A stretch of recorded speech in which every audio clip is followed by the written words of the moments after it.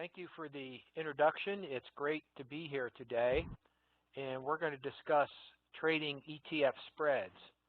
And as you'll see throughout the presentation, trading ETF spreads gives us a huge advantage over trading directional ETF trades, such as purchasing a call option or purchasing the ETF. So a lot of advantages to trading ETF spreads, and we'll go through that today. The spreads can make money if the ETF goes up, down, or is flat. So that gives it a huge advantage over taking directional trades. So there's four types of ETF spreads that we trade. We trade debit spreads, covered calls, profit guard spreads, and married put spreads. So we'll try to get through as much as we can today, and if we can't finish all the strategies, then we will revisit those next month. And I'm also going to show our brokerage account statement that shows $901,000 in profits trading these spreads. And most of the spreads in our account are ETF spreads. So this is just an open trade snapshot, and we had at the time we took this snapshot, we had $901,000 in open trade profits, and these are the various spreads that we had. And as I said, most of these are ETF spreads. So the ETF spread program's working well in real time and has been producing very good profits this year. And this is what we're up against, a lot of volatility this year. This is a daily price chart of the S&P 500 index, and as you can see, there's a lot of volatility and very little trend in the S&P this year. So each one of these, you can see there's a rally, sell-off, rally, sell-off. So it's hard to make money with directional trades in that kind of a market, but we would rather focus on spread trades, which can profit in this kind of a market. Now, the overall goal of the optioneering strategies is to achieve a 3-to-1 or higher profit-to-loss ratio. And the profit-to-loss ratio is calculated by dividing your profits by your losses and is a good overall measure of risk. And the higher the profit-to-loss ratio, the better. Let's take a look at an example of calculating the profit-loss ratio. What I did is I downloaded our BRIC ETF profits over the last several years, just to give you an idea of how we calculate this ratio. And these trades, these closed out trades over the last several years, we had total profits in the BRIC ETF, which is the Brazil, Russia, India, China ETF. We had total profits of $103,000, and the profits are listed in this column here. And we had total losses of $11,000. So if we divide that total profit of $103,000 by the total losses of $11,000, we come up with a profit-to-loss ratio of 8.9. So in this example, we were able to achieve our goal of a 3-to-1 or better profit-to-loss ratio. So the best way to achieve that 3-to-1 profit-to-loss ratio is to trade spread trades that have both a long and a short position. And we'll show you in a minute here that these spread trades can profit if the ETF is up, flat, or down. And the four type of spreads we trade, as I mentioned previously, we trade debit spreads, covered calls, profit guard spreads, and married put spreads.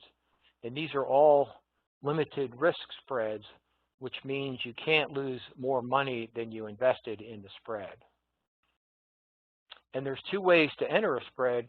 You can initiate the spread by entering the long and the short position simultaneously, or if we purchase an ETF or an ETF call option and we have a profit in that trade, then we can leg into the spread at a later date. So we'll cover both ways to enter a spread in our presentation today. And we use both methods to enter spreads. There's advantages and disadvantages to both ways of entering a spread. And when you have a bullish spread, they have a long position and a short position. And of course, the long position profits as the underlying ETF moves up in price, and the short position profits as the underlying ETF moves down in price. And directional ETF or ETF call option trades require the ETF to increase in price to profit. And when you're trading in volatile markets, that can result in 100% loss for a directional ETF option trade. If you purchase an ETF at the money or out of the money call option, and that underlying ETF is flat at option expiration, then you will incur 100% loss on your option trade. And volatile markets can easily result in 100% loss for your directional ETF call option trade. So you don't want to put yourself in a position to lose 100% on your trade. So that's why we trade these spreads.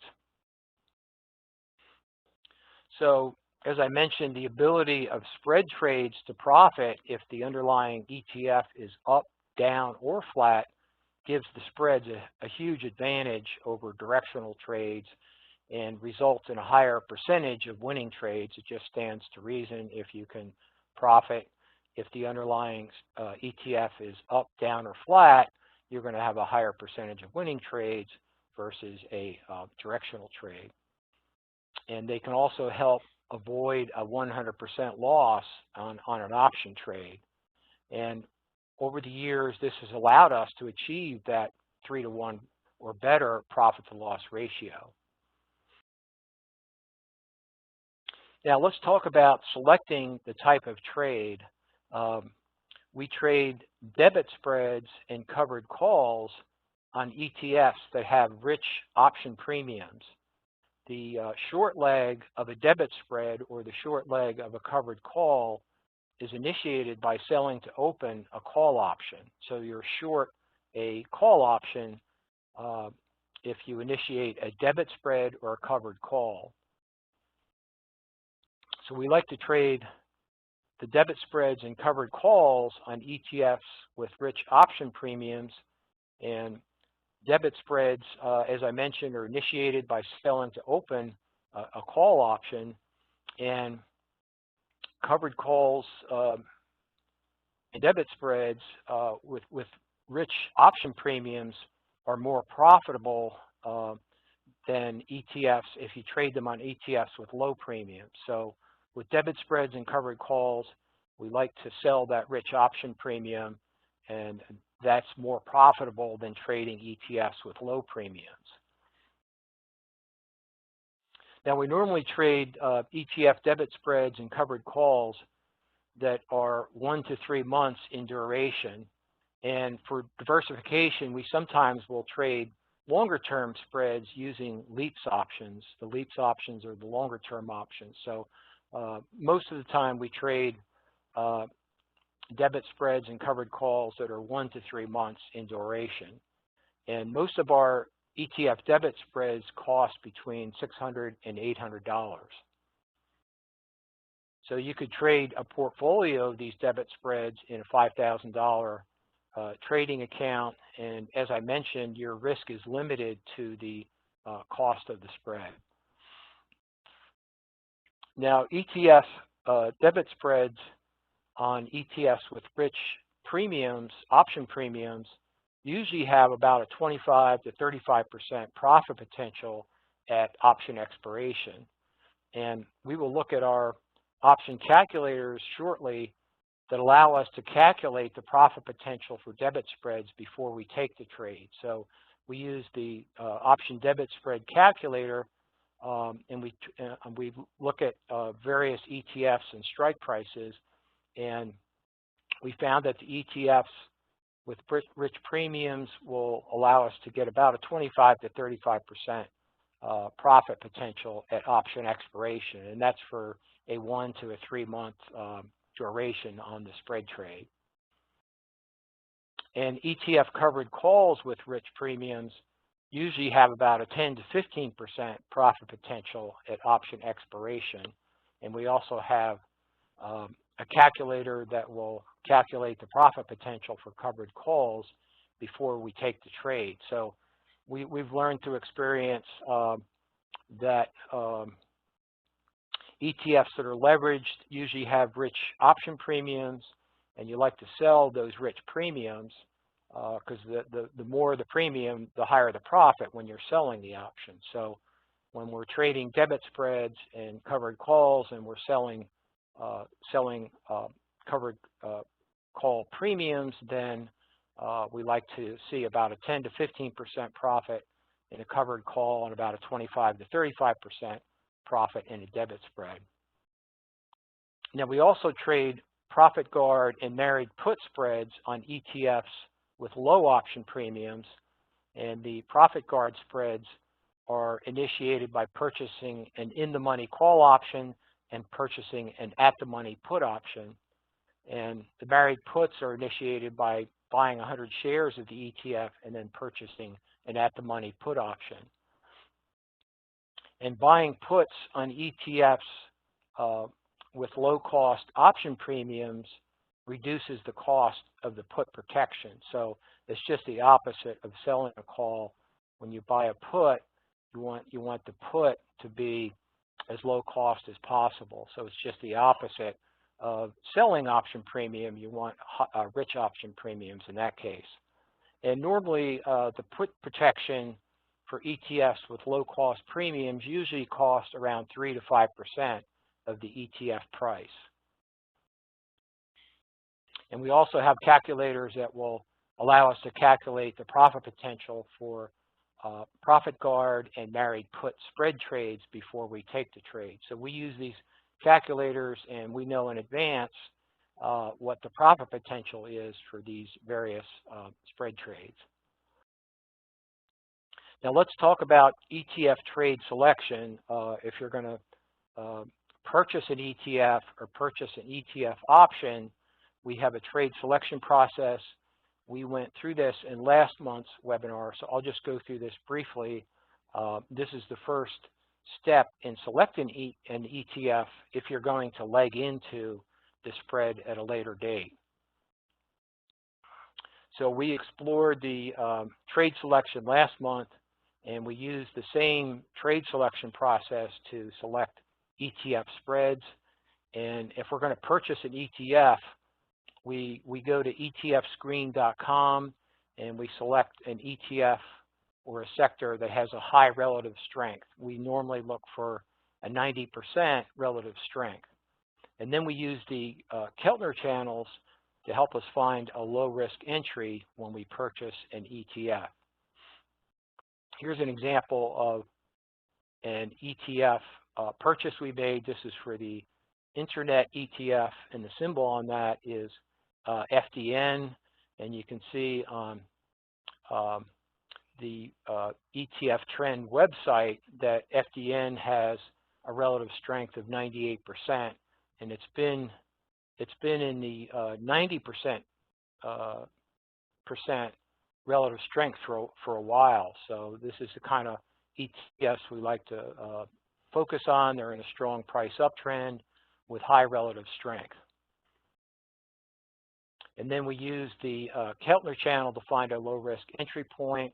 And here's just an example of we purchased the FDN, and we circled the price chart. This is a daily price chart for FDN with the Keltner channels.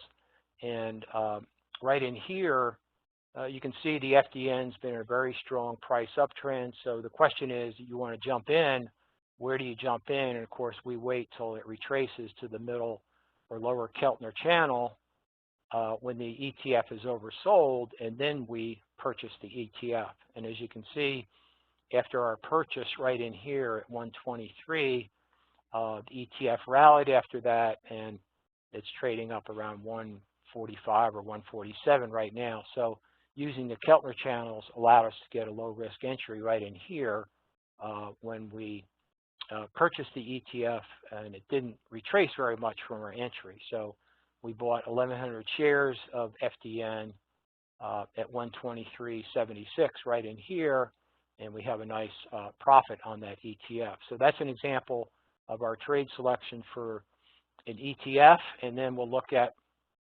the trade selection for purchasing an ETF option.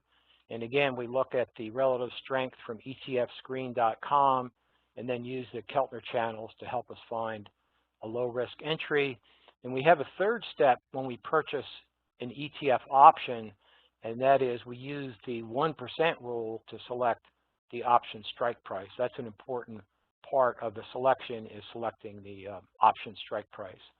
So let's look at an example. This is for the Semiconductor ETF, symbol SOXL.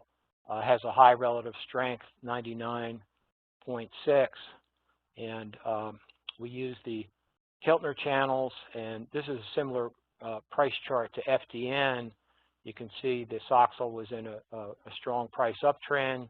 The question is, where do you jump in? And we waited right here until it retraced to the middle and lower channel, Keltner channel, and then we bought the 140 strike call at 35.90 right in here, and then SOXL rallied after our entry.